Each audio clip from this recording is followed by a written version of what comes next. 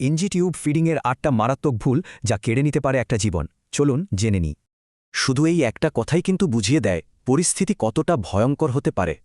হ্যাঁ, ঠিক তাই। একটা ছোট্ট ভুল আর তাতেই হতে পারে মারাত্মক পরিণতি। ভুল নম্বর ১, হুশ টেস্টের উপর ভরসা করা। এটা সবচেয়ে বড় ভুলগুলোর একটা। দেখুন, নিয়মটা একদম পরিষ্কার। No X-ray, no feeding. এখানে অনুমানের কোনো জায়গাই নেই। ভুল নম্বর ২, রোগীকে একদম ফ্ল্যাট শুইয়ে খাওয়ানো। এটা কিন্তু মারাত্মক ঝুঁকিপূর্ণ।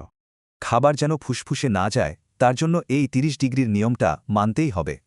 আরেকটা সাধারণ ভুল হলো টিউব ফ্লাশ না করা। এতে কিন্তু টিউব ব্লক হয়ে যেতে পারে।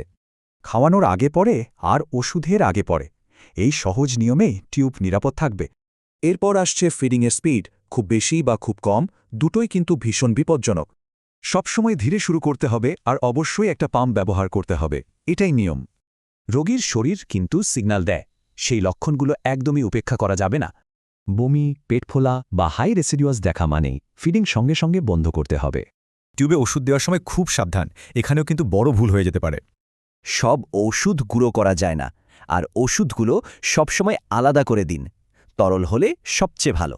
টিউবটা যদি ঠিকমতো লাগানো না থাকে, ওটা কিন্তু সোজা ফুসফুসে চলে যেতে পারে। টিউবটাকে ভালো করে ফিক্স করতে হবে আর নিয়মিত মার্কিং চেক করতে হবে। আর শেষ ভুলটা, সেটা হলো খাইয়ে দাও আর ভুলে যাও, এই ভয়ঙ্কর অ্যাটিটিউড। রোগীকে সব সময় মনিটর করতে হবে আর সবকিছু ঠিকঠাক লিখে রাখতে হবে।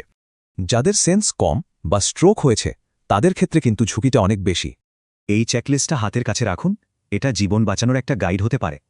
একটা কথা মনে রাখতে হবে, এনজি টিউব ফিডিং কিন্তু শুধু একটা সাধারণ কাজ নয়।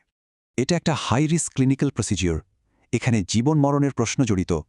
কারণ একটা ছোট ভুল জীবন কেড়ে নিতে পারে, আর একটা সঠিক পদক্ষেপ জীবন বাঁচাতে পারে।